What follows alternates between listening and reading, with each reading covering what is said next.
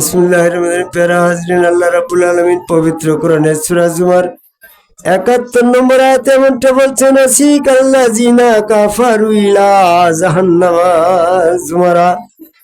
যেদিন কাফেরদেরকে ধাক্কাতে ধাক্কাতে দোজখের দিকে নিয়ে যাওয়া হবে, দোজখের দ্বাররক্ষী ফেরেশতা তাদেরকে ডেকে জিজ্ঞাসা করবে, তোমাদের মধ্য থেকেই তোমাদের কাছে কি রাসূল এসেছিল না?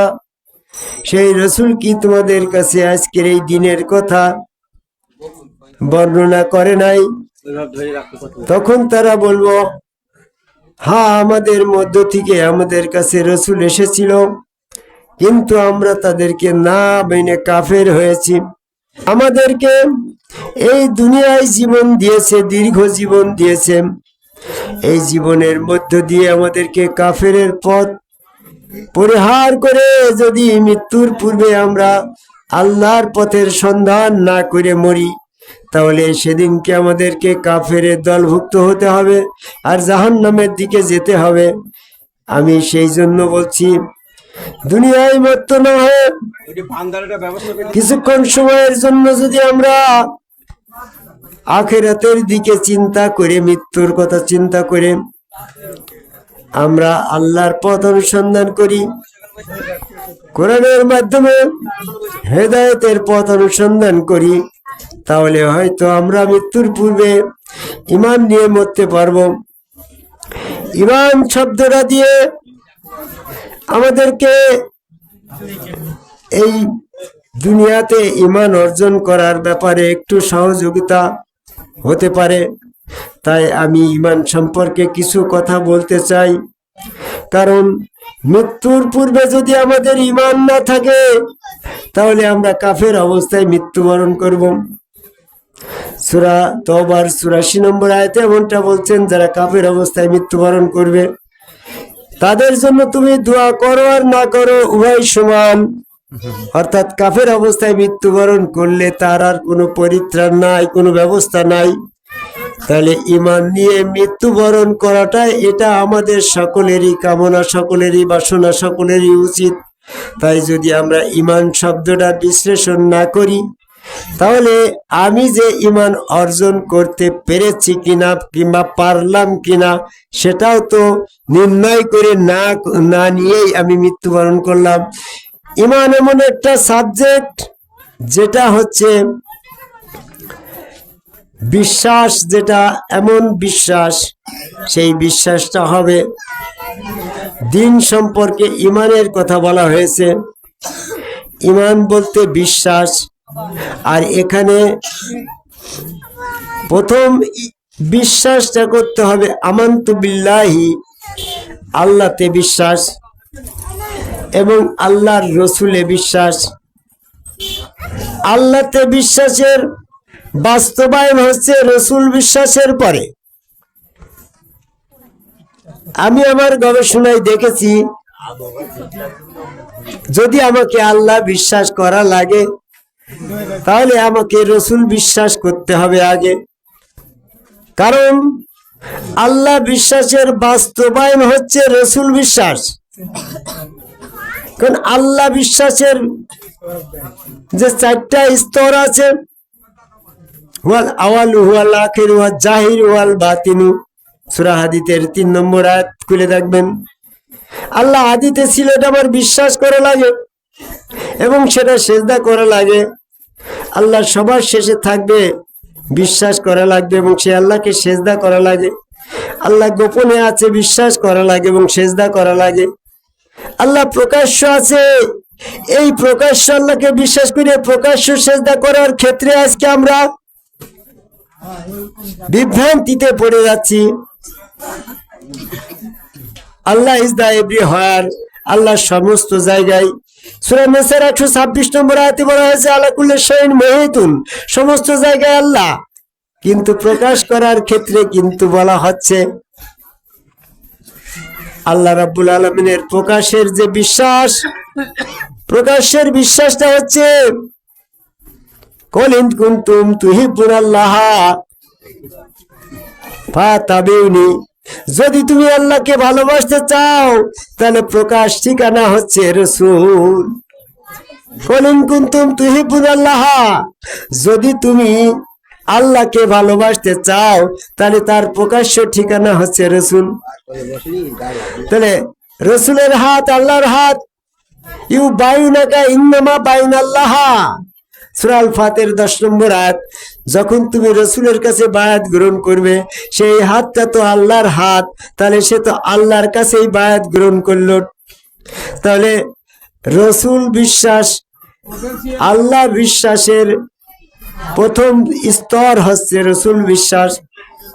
যতক্ষণ পর্যন্ত আমি রসুলকে প্রকাশ্য বিশ্বাস না করতে পারছি, তাহলে রসুলের হাত আল্লাহর হাত, রসুলের পা আল্লাহর পা, রসুলের ভিতরে স্বয়ং আল্লাহর প্রকাশ, এর বাস্তবায়ন স্বরূপ সেখানে সেজদা দিয়ে আমি প্রকাশ্য আল্লাহটা বিশ্বাস করতে পারছি না।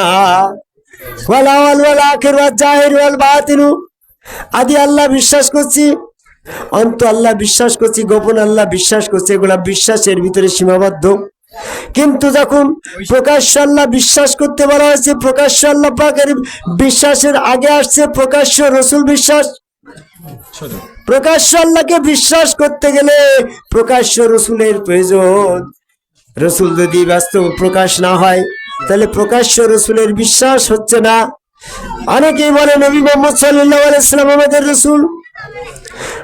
নবী মুহাম্মদ সাল্লাল্লাহু আলাইহি সাল্লাম এখন আমাদের কাছে বাস্তবে নাই। প্রকাশ্য বিশ্বাস সেখানে করতে না পারায় প্রকাশ্য আল্লাহ বিশ্বাস আমার নবী মুহাম্মদ সাল্লাল্লাহু আলাইহি সাল্লামের বিশ্বাসের মধ্যে দিয়ে সমাপ্ত হচ্ছে না। তাই এখানে প্রকাশ্য আল্লাহ বিশ্বাসের ক্ষেত্রে আমার প্রকাশ্য রসুলের প্রয়োজন। হযরত আবু বকর, ওমর, উসমান, হযরত আলী যখন এই প্রেক্ষাপটে এই সমস্যার সম্মুখীন হলো, where is the Allah, who is the Allah, where is the dais of Allah, আল্লাহ পাকের ঠিকানা কি? কারণ সূরা জুমার সূরা নাবার 39 নম্বর আয়াতে আল্লাহ বলল, ফামান শাআ আত্তাখাযা ইলা রাব্বিহি মাবান। আল্লাহ পাক প্রকাশ হবে সেই দিন, সেই প্রকাশ্য সেই দিনের পূর্বেই, সেই দিন আসার পূর্বেই তোমরা আল্লাহ পাকের একটা ঠিকানা সাব্যস্ত করো। ফামান শাআ, যার ইচ্ছা সে তার রবের একটা ঠিকানা সাব্যস্ত করুক। তার রবের ঠিকানা কোথায়? আয়াত নাজিল হয়ে গেল, রসুল হচ্ছে আল্লাহ পাকের ঠিকানা। মানে তু রসুলাও ফাকাদাতুল্লাহ, সূরা নিসা 80 নম্বর আয়াত। যে তার রসুলের আনুগত্য করলো সে তার আল্লাহর আনুগত্য করলো, যে রসুলকে মহব্বত করলো, অনুসরণ করলো, সে তো আল্লাহর মহব্বত করলো, সূরা ইমরানের 31 নম্বর আয়াত। যে রসুলের কাছে বায়াত গ্রহণ করলো সে তো আল্লাহর কাছে বায়াত গ্রহণ করলো, সূরা আল ফাতির 10 নম্বর আয়াত। এইভাবে যে আল্লাহ রসুলের আনুগত্য করলো সে নবীর সঙ্গী হবে, সূরা নিসার 69 নম্বর আয়াত। এই জন্য রসুল হচ্ছে আল্লাহ পাকের ঠিকানা। এই রসুল হচ্ছে প্রকাশ্য হতে হবে। প্রকাশ্য আল্লাহ বাস্তবায় বিশ্বাস করার জন্য আর প্রকাশ্য রসুলের প্রয়োজন। আর প্রকাশ্য রসুল যার ছিল না তারাই কিন্তু ওই দিন প্রকাশ্য আল্লাহ পাকের স্বীকারোক্তিতে সেজদা দিয়ে যেতে পারে নাই, বিধায় তাদের ঈমান পরিপূর্ণ হয় নাই। দরুদ আল্লাহুম্মা সাল্লি আলা মাওলানা মুহাম্মদ ওয়া আলা আলি সাইয়্যিদিনা শাফিঈনা। বিসমিল্লাহির রহমানির রহিম। প্যারা হাজরিন, প্রকাশ্য রসুলকে না চিনলে না জানলে প্রকাশ্য আল্লাহর স্বীকারোক্তি হচ্ছে না, বিদায় প্রকাশ্য আল্লাহ বিশ্বাসের অসমাপ্তি থেকে যাচ্ছে। একটা আল্লাহ বিশ্বাসের 4টা স্তর: আদি আল্লাহ, অন্ত আল্লাহ, গোপন আল্লাহ, প্রকাশ্য আল্লাহ। আদি আল্লাহ, অন্ত আল্লাহ, প্রকাশ গোপন আল্লাহ বিশ্বাস করলাম। প্রকাশ আল্লাহ বিশ্বাস না করা পর্যন্ত আমান্তু বিল্লাহি আল্লাহ বিশ্বাসের স্তর শেষ হলো না। আর আল্লাহ বিশ্বাসের স্তর যা শেষ হয় নাই, তার আল্লাহ বিশ্বাস নাই, সে মুমিন হতে পারে না। এই জন্য সূরা আসরের ভিতরে বলছে, ওয়াল আসরি ইন্নাল ইনসানা লাফি খুসর ইল্লাল্লাযিনা আমানু, সমস্ত মানুষ ক্ষতির ভিতরে সীমা আছে। যারা ঈমান অর্জন করেছে, ঈমান অর্জন করা ব্যতীত সমস্ত মানুষ ক্ষতির ভিতরে আছে। তাহলে প্রকাশ্য রসুল না থাকার কারণে আমরা প্রকাশ্য আল্লাহ বিশ্বাস করতে ব্যর্থ হচ্ছি। আর সেই ব্যর্থতার কারণে আমরা আল্লাহ বিশ্বাস না থাকার কারণে আমরা মুমিন না। আর মুমিন ঈমান না থাকার কারণে সূরা আসরের উল্লেখিত আয়াত আয়াতে বলা হচ্ছে তা আমরা ক্ষতির ভিতরে আছি। ক্ষতিটা কেমন অবস্থায় আছে? এই জন্য কাফেররা সেদিনকে কাফেরদেরকে ধাক্কাতে ধাক্কাতে নিয়ে যাওয়া হবে। সেখানে কিন্তু বলে নাই অসিকাল্লাজিনা কাফারিলা জাহান্নামা জুমারা হাত্তা ইজা যাওয়া ফুতিহাত আবু আবুহা কালালা হুম খাজানাতুহা আল্লাহ মিয়াতিকুম রাসূলুম মিনকুম ইয়াতলুনা আলাইকুম আয়াতি রাব্বিকুম। এখানে কিন্তু বলা হয়েছে তোমাদের মধ্য থেকে তোমাদের কাছে কি রাসূল এসেছিল না? এখানে রাসূলের বিষয়টা কাম টু দা পয়েন্টে গুরুত্ব দেওয়ার উদ্দেশ্য আছে। রাসূল ব্যতীত দ্বীনি ব্যবস্থাপনার ভিতরে কোনো কার্যক্রম কাউন্টেবল না, গ্রহণযোগ্য নয়। কারণ রসুল বিশ্বাস না করা পর্যন্ত তোমার আল্লাহ বিশ্বাস হচ্ছে না। রসুল বিশ্বাস না করা পর্যন্ত তুমি রসুলের মাধ্যমে আল্লাহকে প্রকাশ্য স্বীকারোক্তি করে সেজদা দিতে পারছো না। আর আল্লাহ রাব্বুল আলামিন এই আয়াতে সূরা জুমার ৭১ নম্বর আয়াতে রসুলের কথা না বলে তো এমনটা বলে নাই তোমরা কি দুনিয়াতে ৫ ওয়াক্ত সালাত আদায় করো না, এটা বলে নাই। তোমরা কি আজানের সময় আজান শুনে মসজিদে যাও নাই, এমনটা বলে নাই। তোমরা কি এমনটা জামাতের সাথে নামাজ আদায় করো নাই, রোজা করো নাই, হজ করো নাই, যাকাত দাও নাই, এমনটা প্রশ্ন সেদিন কাফেররা করে নাই। কাফেররা বলছে তোমাদের মধ্য থেকে তোমাদের কাছে কে রসুল এসেছিল না? এই রসুল এসেছিল না, এই সতর্কতায় সূরা জুমার ৭১ নম্বর আয়াত দিয়ে আমি এটা প্রমাণ করতে চাই যে রসুল ব্যবস্থাপনা যার নাই, দ্বীনি ব্যবস্থাপনার জগতে ঢোকার কোনো সুযোগ নাই। আল্লাহুম্মা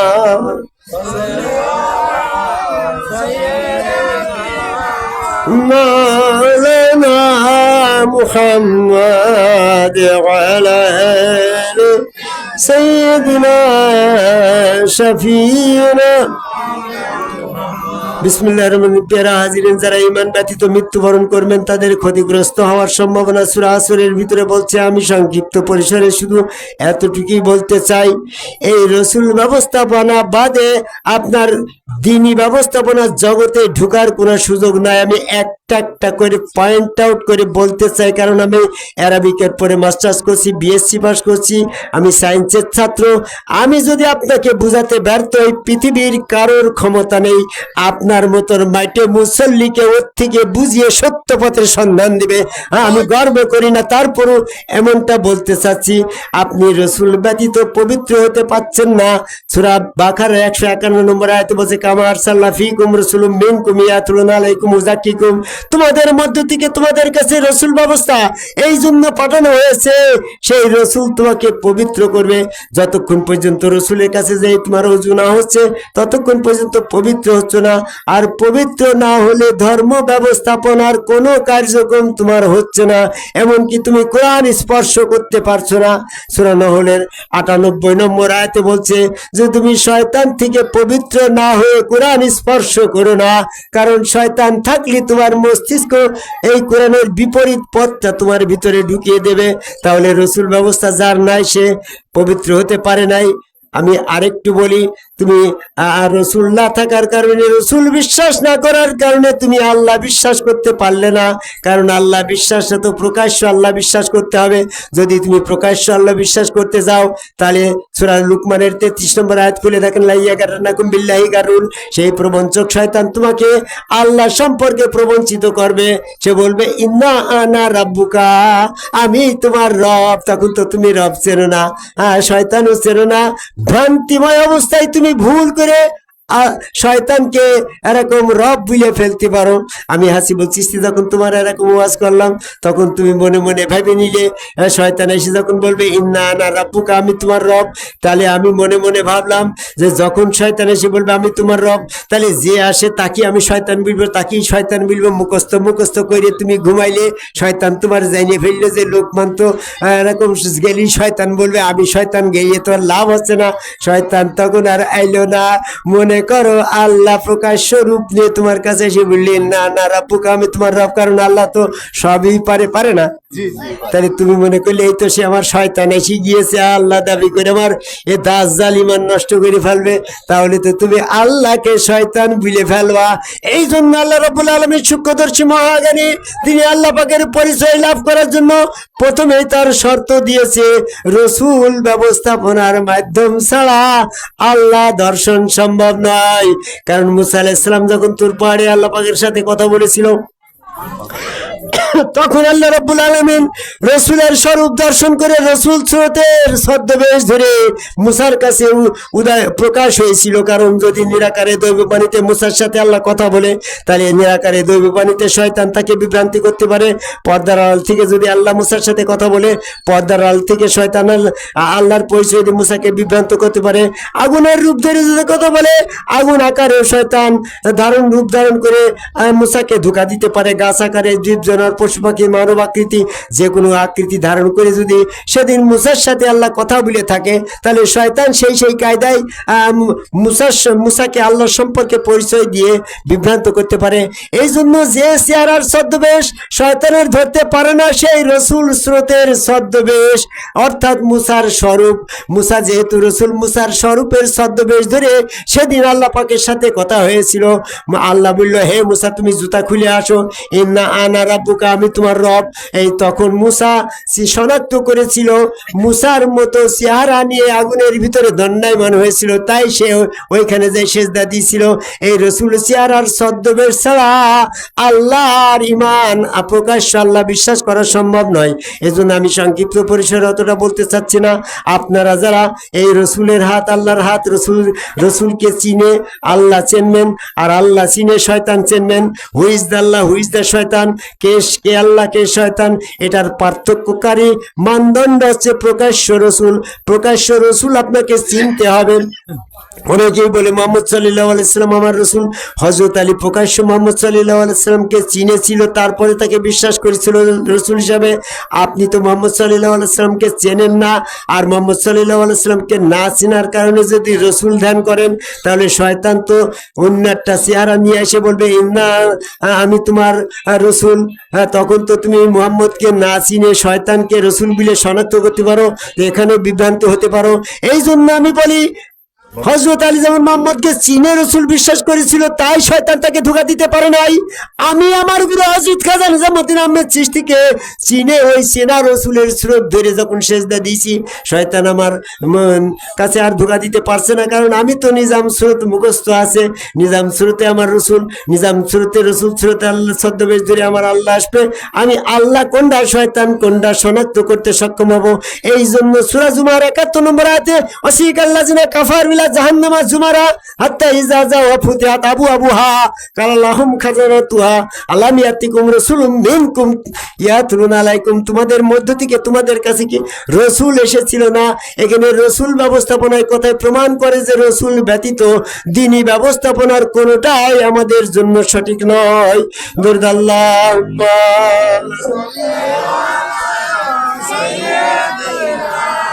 মাওলানা মুহাম্মদ ওয়া আলা আলি সাইয়্যিদিনা শাফিঈনা মুহাম্মদ। বিসমিল্লাহির রহমানির প্যারা হাজিরিন, যদি আপনি আমার কথা বলেন, আমার গুরু হযরত খাজা নিজামুদ্দিন আহমেদ চিশতি আমার রসুল, যার যার গুরু তার রসুল, বর্তমানে সম্মুখ গুরুগণ রসুল। এই সম্মুখ গুরুগণকে চেনা যায়, শোনা যায়। ওই হাত আল্লাহর হাত, ওই পা আল্লাহর পা, ওইখানে আল্লাহ, ওই চেহারা আল্লাহর চেহারা, ওখানে আল্লাহ স্বীকার করে যখন আমি সেজদা দিয়ে মৃত্যুবরণ করবো, এই জন্য আল্লাহ বলল, এটাই আল্লাহ পাকের আহ্বান। সূরা সূরার 47 নম্বর আয়াতে বলছে, সেই দিবস আসার পূর্বে তুমি আল্লাহর আহ্বানে সাড়া দাও, নচেৎ যদি তোমার মৃত্যু হয়। মৃত্যুর পরের ঘটনারও সংক্ষিপ্ত ভাবে বলে আমি শেষ করতে চাই, যেহেতু আজকে মৃত্যু ব্যক্তির দোয়ার মাহফিল। মানুষের যখন মৃত্যু হয়, মৃত্যুর পরে তাৎক্ষণিকভাবে পুনর্জীবিত করে আল্লাহর কাছে নিয়ে যাওয়া হয়। সূরা আনামের 36 নম্বর আয়াত, আল্লাহর কাছে নিয়ে যাওয়ার পরে তার সম্মুখ থেকে সকল পর্দা উন্মোচন করা হয় এবং তার দৃষ্টি প্রখর হয়ে যায়। সূরা কাফের 22 নম্বর আয়াত, তখন সে স্পষ্টভাবে আল্লাহকে দেখতে পারবে, এবং কি কাফেররাও সেদিন আল্লাহকে স্পষ্টভাবে দেখতে পারবে। সূরা মরিয়মের 38 নম্বর আয়াত, পাশের থেকে ফেরেশতারা বলবে, পৃথিবীতে তুমি দুনিয়াতে যা কিছু দেখতে কামনা করছিলে, আজকে সব দেখতে পারলে তো। সূরা ইমরানের 143 নম্বর আয়াত। এইভাবে যখন তার কাছে আল্লাহ পাকের প্রকাশ হবে, ইয়াউমি ইয়াকশাফু আন শাকিন, তার আল্লাহ পাকের পাপ প্রকাশ হবে। আল্লাহ পাকের পাপ প্রকাশ হয়ে যখন থেকে সেজদা দিতে বলা হবে, যারা মৃত্যুর পূর্বে ওই আদম কবাই আল্লাহকে রসুল স্রোতে আল্লাহকে সেজদা করে নাই, তারা সেদিন সেজদা করতে পারবে না। এখানে সূরা কালামের 43 নম্বর আয়াতে বলছে, কেন তোমরা সেজদা করতে পারছো না? সালিম অবস্থায় দুনিয়াতে যখন এই সেজদা করার তোমার আহ্বান করা হয়েছিল ওয়াসজুদু লি আদামা, আদমকে আল্লাহকে সেজদা করো, এখানে তোমরা সেজদা করো নাই। তাই আজকে সেজদা করতে না পেরে তোমরা এরকম ভাবে ক্ষতিগ্রস্ত হয়ে যাবে, কাফের বিলে গণ্য হয়ে যাবে, তখন তারা কাফের ভিতরে গণ্য হয়ে যাবে, তখন তারা এরকম ক্ষতিগ্রস্ত হয়ে যাবে। অসিকাল্লাযিনা কাফারু ইলা জাহান্নামা যুমারা, জাহান্নামের দিকে যখন তাদেরকে নিয়ে যাওয়া হবে, তখন তাদের নিজের হস্ত দংশন করে এমনটা বলবে, হায় হায় রে, আমি অমুক ব্যক্তির কথা মতন ওই রসুলের সঙ্গ ধারণ কেন করলাম না। সূরা ফুরকানের 27-28 নম্বর আয়াত দেখেন, এখানে রসুলের সঙ্গ ধারণের কথা বলে আফসোস করা হয়েছে, জালেমদের আফসোসে বলা হয়েছে কেন আমি 5 ওয়াক্ত সালাত আদায় করলাম না, এমনটি কিন্তু আফসোস করে নাই। কেন আমি এরকম ভাবে আজানের সময় জামাতের নামাজ পড়তে গেলাম না, এমনটা আফসোস করে নাই।